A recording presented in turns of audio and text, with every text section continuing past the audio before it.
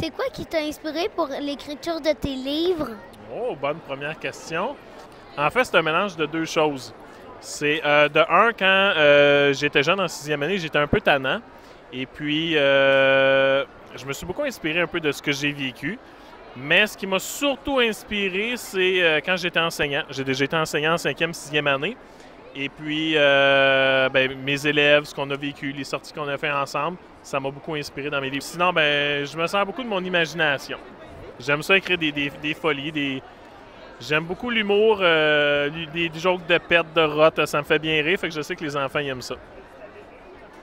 Ben aussi, c'est un peu spécial les notes, les petites notes de l'auteur. Ouais, en fait, quand j'ai écrit mes livres, je voulais essayer de faire des choses qui étaient originales. Alors, je me suis dit, qu'est-ce que je peux faire qui sort de l'ordinaire? Fait que j'ai fait des petites notes de bas de page.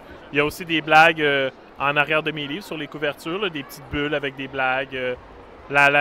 Au début du livre, quand on ouvre le livre, au début, il y a comme... c'est une page plate, là, avec... ça dit que le gouvernement du Canada a aidé à faire le livre, avec des crédits d'impôt. Tu sais, des renseignements vraiment pas intéressants. Puis moi, j'ai glissé des petites blagues là-dedans. Fait que c'est des choses que j'aime bien faire, ouais. En fait, tous mes livres, à chacun de mes livres, je fais des clins d'œil sur les tomes précédents. Comme par exemple, dans le tome 4, je fais des clins d'œil sur tous mes autres tomes, parce que c'est des suites.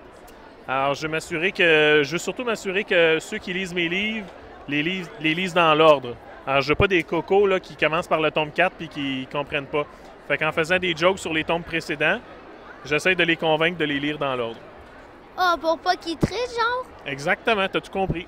Hey, salut les tenants et les tenantes qui me regardent. Mon nom c'est Daniel Brouillette et je suis là pour te parler un petit peu de la série Bin.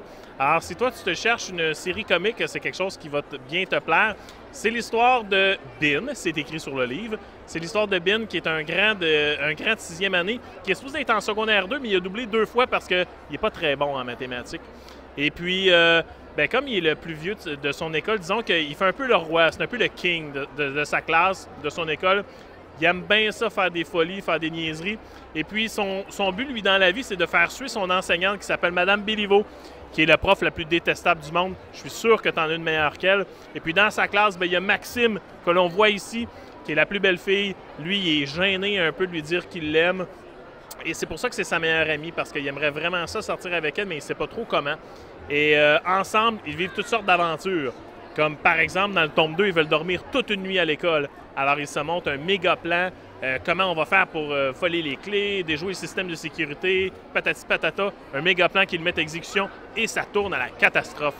Alors, si jamais tu te cherches une lecture qui va beaucoup te faire rire, qui est remplie d'aventures, je te recommande la série Bin que tu dois lire dans l'ordre. Alors, bonne lecture! Bye bye! Certain.